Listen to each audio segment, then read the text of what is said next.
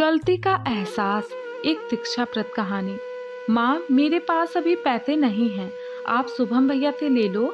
बाद में जितना भी अस्पताल का खर्चा होगा मैं शुभम भैया को आधा भेज दूंगा। अनिकेत ने सुधा जी से कहा, मेरे पास भी कौन सा कुबेर का खजाना गड़ा हुआ है। अभी 2 महीने पहले ही तो मैंने अपने बच्चों का कॉलेज में दाखिला करवाया है। माँ, जो पापा के पैसे हैं उन्हें बैंक से निकलवा कर उनका इलाज करवा लो। बाद में हम दोनों भाई अपना अपना हिस्सा दे देंगे। शुभम ने भी अपना पल्ला झाड़ते हुए कहा। ये है सुधा जी के 2 होनहार बेटे, शुभम और अनिकेत। दोनों ही आत्मनिर्भर हैं। अनिकेत एक मल्टीनेशनल कंपनी में उच्च पद पर कार्यरत है और शुभम का खुद का अच्छा खासा बिजनेस है। इन दोनों को यहाँ तक लाने के लिए श्यामलाल जी और सुधा जी ने दिन रात एक कर दिया। श्यामलाल जी एक बैंक में मैनेजर थे। हर माँ बाप की तरह उनका सपना भी दोनों बच्चों को कामयाब बनाना था। श्यामलाल जी का परिवार बहुत बड़ा था। घर में उनके माता पिता, 2 छोटी बहनें और सुधा जी के अलावा 2 बेटे थे। श्यामलाल जी बैंक से आकर एक सेठ का अकाउंट भी देखते थे, जिससे उनकी आमदनी थोड़ी बढ़ जाती। उन्होंने अपनी दोनों बहनों की शादी की और अपने बूढ़े माता पिता की सेवा भी दिलो जान से की। श्यामलाल जी जो भी कमाते वो साथ साथ ही खर्च हो जाता। इतने बड़े परिवार में बचत का तो कोई सवाल ही पैदा नहीं होता। अपने बच्चों की पढ़ाई के लिए भी उन्हें लोन लेना पड़ा। जिन बच्चों के लिए सुधा जी और श्यामलाल जी ने अपने पता नहीं कितने अरमानों का गला घोंटा था, आज उन्हीं बच्चों के पास पिता के इलाज के लिए पैसे नहीं थे। आप लोग जल्दी फैसला कीजिए, हमारे पास ज़्यादा समय नहीं है। डॉक्टर ने आईसीयू से बाहर आकर सुधा जी से कहा। आप इलाज शुरू कर दीजिए डॉक्टर साहब, ऑपरेशन का जो भी खर्चा होगा मैं जमा करा दूंगी, सुधा जी ने कहा। डॉक्टर श्यामलाल जी के दोस्त का बेटा था, इसीलिए उसने इलाज शुरू कर दिया। श्यामलाल जी का ऑपरेशन कामयाब रहा। भगवान की कृपा से उनकी जान बच गई। 2 हफ्तों के बाद उन्हें अस्पताल से छुट्टी भी मिल गई। उनके दोनों बेटे और बहुएं औपचारिकता निभाने उनके गांव वाले घर आए, क्योंकि अब श्यामलाल जी और सुधा जी अपने गांव आ गए थे। वो अब अपनी आगे की जिंदगी शहर की भीड़ भाड़ से दूर गांव की शांति और प्रकृति की गोद में बिताना चाहते थे। अपने ही बेटों के व्यवहार ने उन्हें अंदर से झकझोर दिया था।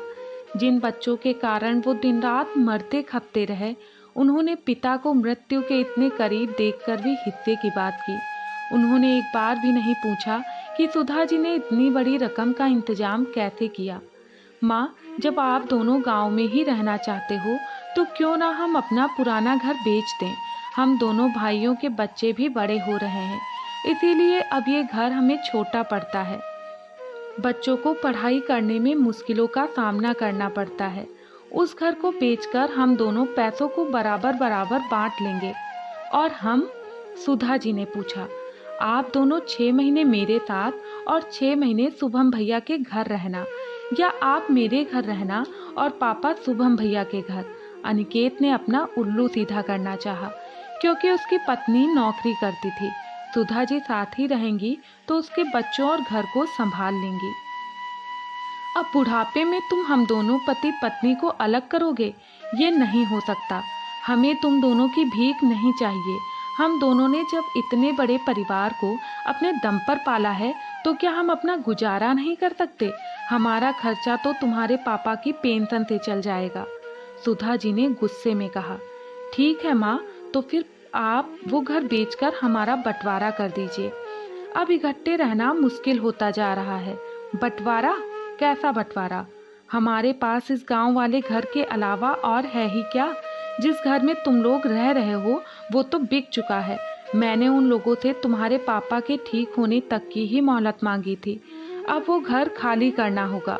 क्या वो घर बेच दिया? हमसे पूछे बिना आप ऐसा कैसे कर सकती हो माँ? दोनों बेटे एक ही स्वर में बोले। और क्या करती? तुम्हारे पापा को मरने देती? तुम लोगों ने तो ऑपरेशन के पैसे देने के नाम पर मुंह मोड़ लिया था। तुम दोनों तो तब भी बिल का आधा हिस्सा देने की बात कर रहे थे। तुम दोनों ने इनके इलाज के लिए 1 पैसा भी मुझे नहीं दिया। आप दोनों के पास बहुत पैसा है। पापा को रिटायरमेंट पर बहुत पैसा मिला था, वो सब कहाँ है? शुभम ने कहा। सब कुछ पता होते हुए भी अपने बेटों के मुंह से यह बात सुनकर सुधा जी अपना आपा खो बैठी। वो बोली, तुम्हारा बिजनेस शुरू करने के लिए तुमने क्या किया? क्या तुम्हारे पास पैसे थे? शुभम चुपचाप खड़ा रहा क्योंकि उसने अपने बिजनेस में कोई पैसा नहीं लगाया था। श्यामलाल जी की रिटायरमेंट के समय जो पैसा मिला था, उन्होंने सारा का सारा पैसा उसके बिजनेस में लगा दिया था। सुधा जी तो कहती भी रहीं कि कुछ पैसा अपने बुढ़ापे के लिए बचा लो, लेकिन श्यामलाल जी ने यह कहकर उन्हें चुप करा दिया कि बुढ़ापे में हमारे बेटे ही हमारा सहारा बनेंगे। हम पैसों का क्या करेंगे? हमारी असली दौलत तो हमारे बच्चे हैं। आज वो बेटे उनसे अपना हिस्सा मांग रहे थे, माता पिता को रखने की समय सीमा तय कर रहे थे। हालांकि श्यामलाल जी पूरी तरह से स्वस्थ नहीं थे, ऑपरेशन के कारण बहुत कमजोर हो गए थे। जब उन्होंने अपने बेटों और सुधा जी की वार्तालाप सुनी तो वो एक छड़ी की सहायता से बाहर आंगन तक आ गए और बोले, वो घर मैंने अपनी खून पसीने की कमाई से बनाया था। अगर मेरे ऑपरेशन के लिए सुधा ने वो बेच दिया तो क्या हुआ? अपनी माँ से ये जवाब मांगने वाले तुम हो कौन? जब मैं अस्पताल में आखिरी सांसें गिन रहा था तब तुम लोग कहाँ थे? तब तुम दोनों ने मेरे इलाज के लिए पैसे क्यों नहीं दिए? अगर वो डॉक्टर मेरे दोस्त का बेटा ना होता तो मेरा इलाज उस दिन शुरू नहीं हो पाता। मैं बिना इलाज के ही मर गया होता, क्योंकि तुम्हारी माँ को पैसों का इंतजाम करने में 4-5 दिन लग गए थे। मैं ही पागल था जो तुम दोनों को अपनी असली दौलत मानता रहा और बुढ़ापे के लिए कुछ नहीं बचाया। काश काश मैं तुम्हारी माँ और अपने दोस्तों की बात मान लेता, तो आज मेरी पत्नी को मेरे इलाज के लिए तुम दोनों के आगे हाथ नहीं फैलाने पड़ते। चलो चलो ठीक है, जब जागो तभी सवेरा। अब मुझे अकल आ गई है। तुम दोनों जहाँ मर्जी रहो, हम तुम पर बोझ नहीं बनेंगे। और रही बात बंटवारे की, तो हमारे जीते जी तो ये गांव वाला घर हमारे नाम ही रहेगा और हमारे मरने के बाद ये मेरे पोते पोतियों के नाम हो जाएगा। तभी उनके पोते पोती भी बाहर आ गए। हम लोग तो अपने दादा दादी के पास ही रहेंगे।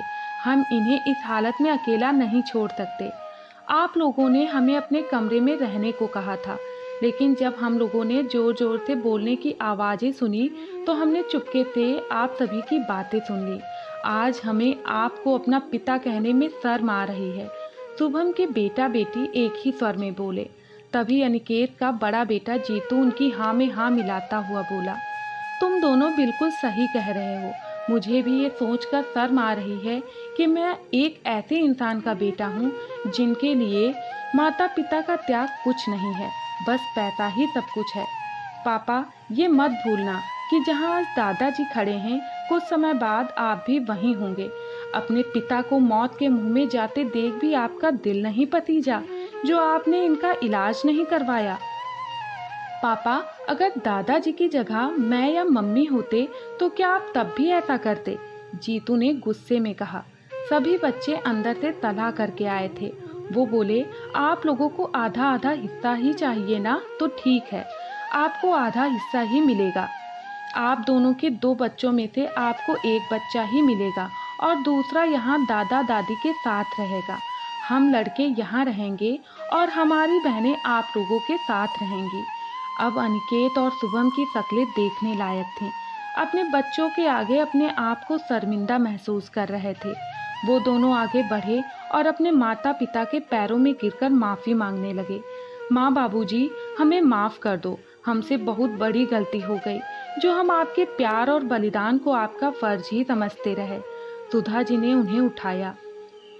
अब वो दोनों अपने बच्चों से माफ़ी मांगते हुए बोले, तुम बच्चों का बहुत बहुत धन्यवाद जो तुम सबने हमारी आंखें खोल दी। हम लोगों से समझदार तो तुम लोग निकले। सच में, अगर तुम लोग ऐसा ना करते तो हमें अपनी गलती का एहसास कभी ना होता, क्योंकि हमारी आंखों पर तो लालच और मतलब की पट्टी बंधी हुई थी।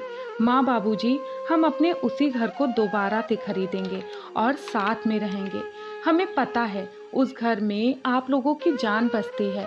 बाबूजी ने कड़ी धूप में खड़े होकर उस घर की एक एक ईंट को लगते हुए देखा है और माँ, आपने घर के हर कोने को अपनी मर्जी से सजाया और संवारा है। उस घर से हमारे बचपन की यादें जुड़ी हैं। अब सभी मनमुटाव दूर हो गए थे और तभी एक दूसरे के गले मिल रहे थे। श्यामलाल जी सुधा जी को ऐसे देख रहे थे जैसे वो कह रहे हों, ये है मेरी असली दौलत। दोस्तों, बुढ़ापे में अपने माँ बाप को दुख ना दें। उन्हें आपके प्यार की ज़रूरत होती है, तिरस्कार की नहीं। आज की कहानी यहीं पर समाप्त होती है। आप लोगों को ये कहानी कैसी लगी कमेंट में ज़रूर बताएं, और अगर कहानी पसंद आए तो प्लीज़ वीडियो को लाइक और चैनल को सब्सक्राइब ज़रूर करें। धन्यवाद।